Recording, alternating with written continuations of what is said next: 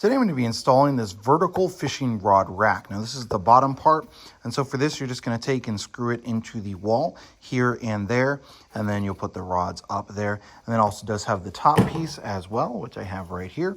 And the way this one works is it's actually going to, the rods are going to kind of slide in here, and it actually has kind of rubber bands that are going to go across here once you get that installed. And so it's just going to kind of go like this up on the wall. Now in the instructions it doesn't really give the heights, so I'm just going to kind of use my regular fishing pole just to kind of get the ideas. It does come with these little screws. I actually have them on the floor here in my barn. And since I have wood here in my barn, I'm just going to screw directly into the wall. I don't have to worry about the little drywall pieces. So let me go ahead and get to the installation. The other issue I ran into with the install is that you really are going to need an extension of some sort if you're using any sort of drill, because this flange doesn't come out far enough. Like if they would have extended this another ½ inch or so, then that would work, as you could easily install it without it. But since it is so close to this side, you're going to need a really long extension on your drill to be able to actually get it to screw in without your drill running up against the side. So again, just bad design. Like they never actually installed a single one of these. So definitely a downside if you're going into any sort of solid wood. It would also be helpful to have an extra pair of hands when installing this, just to kind of hold this level as well. But you can see I've got a much longer bit here on my drill, and then I've also got much longer screws that it can easily hold onto rather than those little tiny ones that it came with.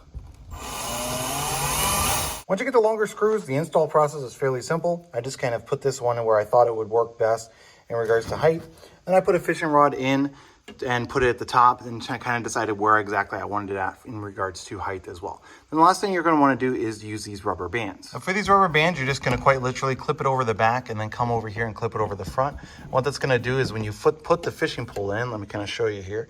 So I'm going to put it here on the last one, and I'm going to come in like so and come around, and then that's just going to kind of push it up here at the end so that way it stays in place. So all in all, it's not a bad mount. I just really wish they would have done something different with the screws and then with the flange on each side. The flange at the top, because of the way that it's designed, those little screws will work a little bit better. It doesn't come out as far as the bottom one does. So you could get your drill in there without too long of an extension, but if you just have a little short bit, it wouldn't work very well on this either. So if they would have just flanged these out a little bit further. The other thing that's kind of a downside, at least in my opinion, is that it's only gonna be like 14 inches long. So if your studs are 16 inches on center, you actually can't hit into studs on both sides.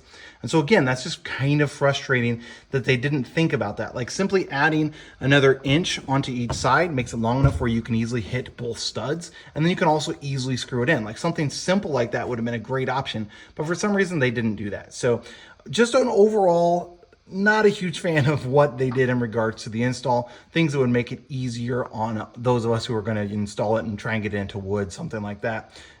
Putting actual screws in there rather than these little tiny ones that aren't actually going to hold anything would be a great plus. And then also just kind of flanging out these edges would also be good. So just so you know, with this install, it's just going to include this top piece and then also this bottom piece that you then just screw into your wall. One last thing I did want to mention is that although this is technically designed for 6, you're going to have a real issue fitting 6 rod and reel combos onto there. You can kind of see the issue that I'm having here. All of these reels are just kind of pushing up against each other. And how am I supposed to put one here in the middle? Now, if I just had a rod and didn't have the reel connected, that would work. But again, it just screams like they didn't actually use this product to think about it. Like add an extra 2 inches, space these out a little bit further so you can actually fit the rod and reel in correctly, and it would work great. The way they designed this though, it's just lacking in a few different areas that I'm not really a huge fan of.